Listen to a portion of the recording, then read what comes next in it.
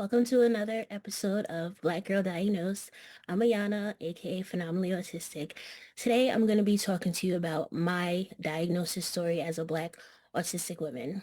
I was late diagnosed only about 9 years ago, and I'm a millennial, so that's like the geriatric timeline for autism diagnosis. So I'm just going to start at the beginning. Um, Everybody knew I was different. My family, friends of the family, everybody always knew that I was different.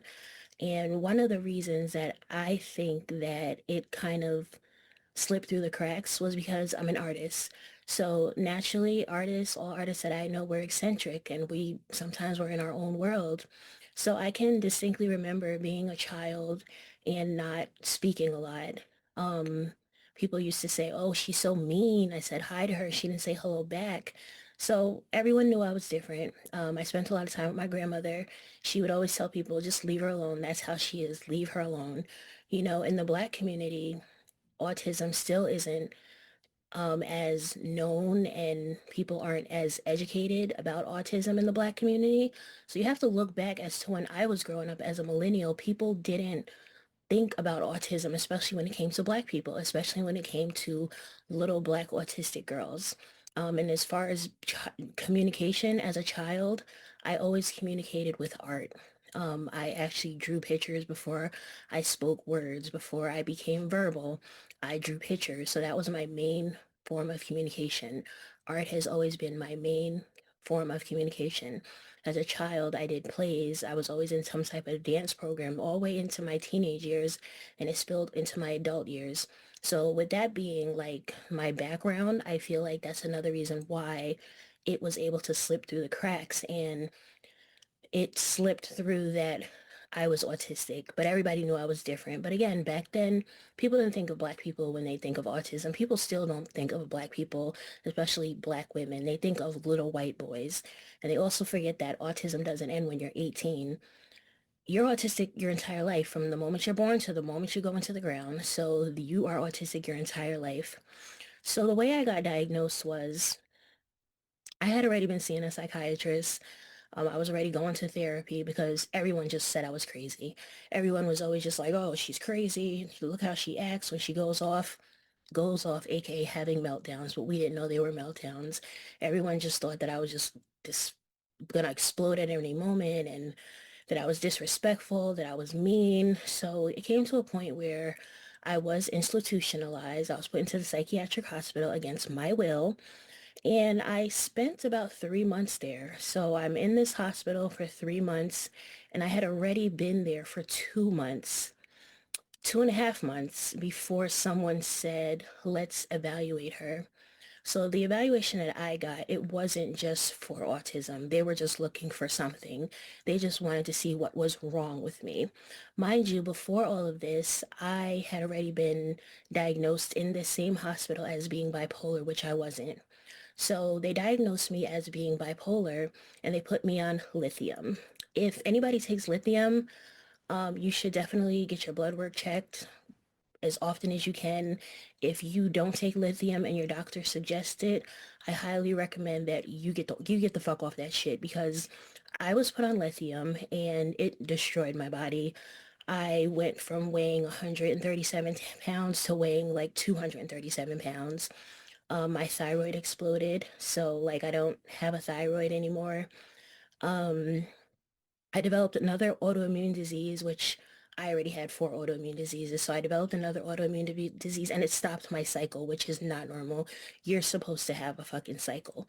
So if you can avoid being put on lithium, or if you're on lithium already, you really have to monitor your health and monitor your body and know your body. I knew something wasn't right and so much was wrong, all because I was misdiagnosed as being bipolar, because at the time they didn't take that extra step to see, well, maybe she's autistic. And this happens so much with Black autistic women. Like, yes, there are bipolar Black women, but every Black woman is not bipolar. Black women are angry, not all the time, but we have every right to be angry. Look at the way we're treated in this country. But I was none of those things. I wasn't angry. I might have been confused, and it could have, I was overstimulated all the time.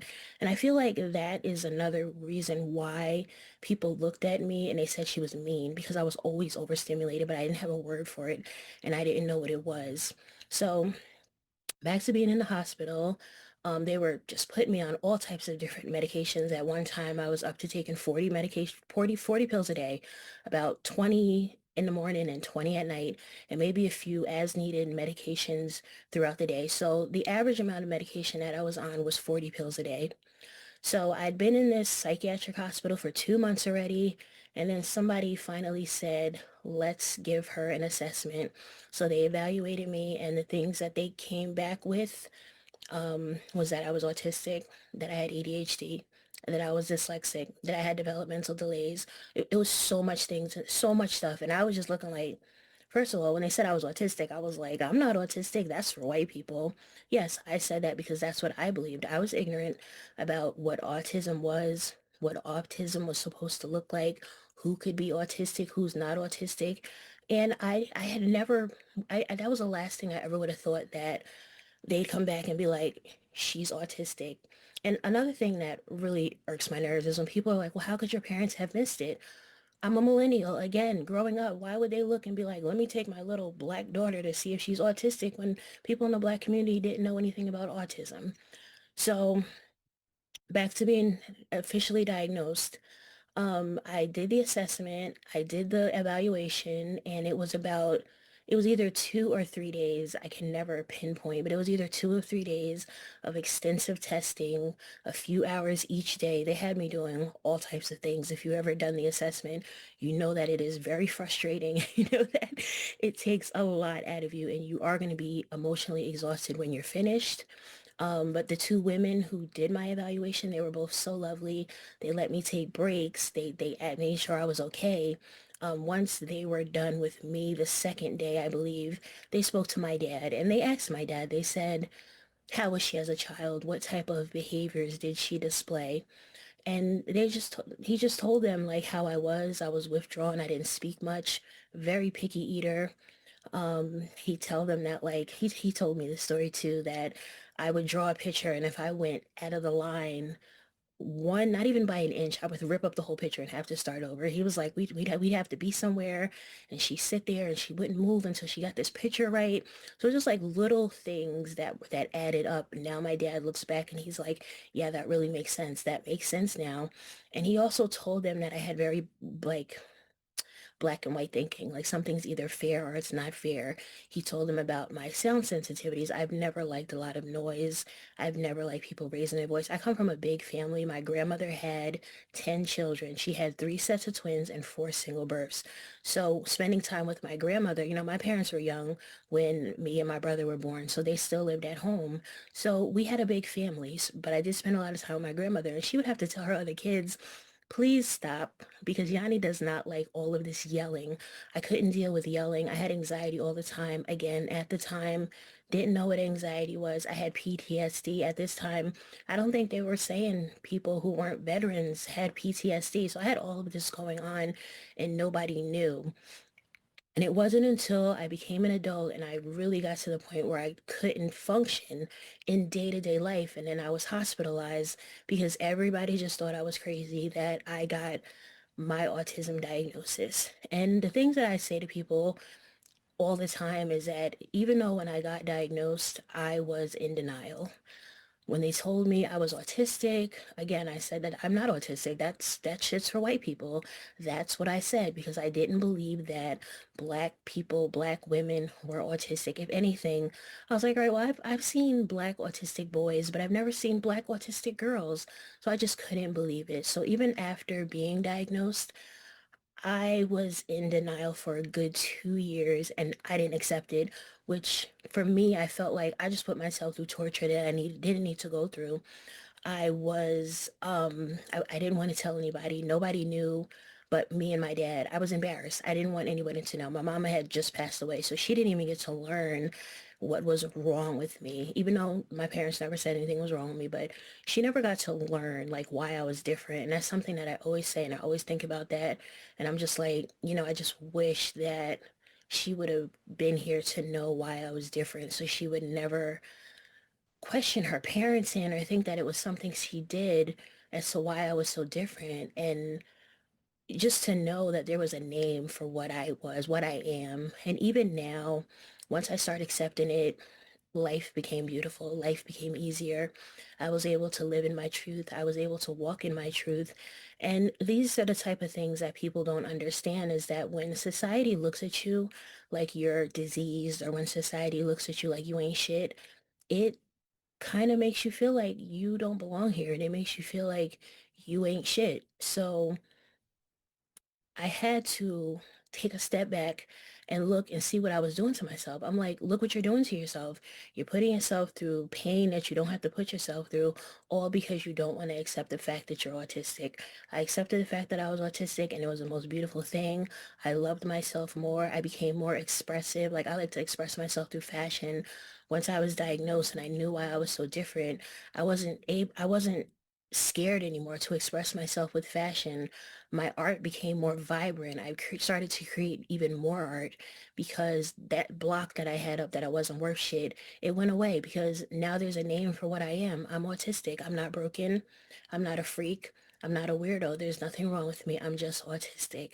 So just the fact that Black children on average are diagnosed 3 years later than their white peers is a huge problem. And I think that society doesn't see that because that's how Black people are treated. We are treated like we don't matter. What the visibility that Black autistic voices need and the centering that Black autistic voices need is needed now more than ever because there are so many people out there who don't have the answers that they're looking for. There are so many people out there who are wondering, why are you different? And when you don't know why you're different, it creates so much self-hate. I hated myself. I had 7 suicide attempts because I hated myself and I didn't know why I was here and I didn't know why I was different because I didn't have a word for what I was. So I got a comment on Instagram when I said, many more Black women are being diagnosed as autistic, and I love that for myself. And somebody was like, why are you happy about that? That's not normal. You know what? What's not normal is hating yourself. What's not normal is not knowing why you're on this earth. What's not normal is waking up every day and wishing you didn't wake up. Those things are normal. Learning about yourself, learning why you're different, that's normal. And it's life changing because it changed my life. So I just feel like if you feel like you're autistic or even if you have other type of neurodivergency, go to the doctor and ask them what steps you can take to get diagnosed. Every doctor is different. I don't have the traditional diagnosis story. Like I said, I was diagnosed in a psychiatric hospital and it took one doctor of color to look at me and say, I think she's autistic. Let's test her. Let's give her a full evaluation and let's see what we find. And they found a shitload of things. So I feel like you should always trust your instincts if you are thinking about trying to find out if you're neurodivergent, trying to find out if you're autistic. Don't let the things that other people say affect your decision. Don't let the things other people say sway you because people have a lot of comments and they're like, look at you Black women, y'all learned a new word and now all y'all want to be autistic. Because nobody wants to be autistic. That is the way you were born. And if you're born autistic, you have the right to know because then you have the right to get the services that you need to help you fucking flourish. And before I wrap it up, I just also want to say that when I got diagnosed as autistic, the hospital did not give me any resources. They put me on risperidone, which is another medication that fucked up my body. And they was like, okay, yeah, you're autistic, bye. And that was it. It was like she been here long enough, get the bitch out of here. So I was just like, okay, well, what now? You just tell me I'm autistic and throw me out into the world. What am I supposed to do with this information? My dad actually had to get online, get on the internet and see what types of programs there were, what type of resources there were, what type of therapies there were. And I'll share that for me, the types of therapies that helped me function, that helped me cope were CBT therapy, which is dialectical behavioral therapy, and DBT therapy, and CBT therapy, sorry, which is cognitive behavioral therapy. My favorite of the two is cognitive behavioral because CBT, it helps me stay mindful. And when you stay mindful, and you're only worrying about what is going on at the present moment, as an autistic person, that is probably one of the best things that you can do because our mind is always on 100. If you're an overthinker, imagine being autistic and 10 times 10. That's how you're going to overthink things. So that's basically my diagnosis story. I always tell it to people because I feel like we all have different experiences, but if there's just maybe one similarity or something, somebody watching, they're like, hey, well, I go through that and this is how I felt most of my life. Maybe I should get tested. I'm all for people getting tested to be autistic. I know some people are saying that we're romanticizing autism. Celebrating who you are is not romanticizing anything. Finding out who you are. None of that is romanticizing anything. Everyone has the right to know who they are. So it was just me today. Thank you for tuning in to Black Girl Diagnosed. Share with a friend, tell a relative, and give me feedback and let me know what you want to hear me talk about with my guests on Black Girl Diagnosed. Take care.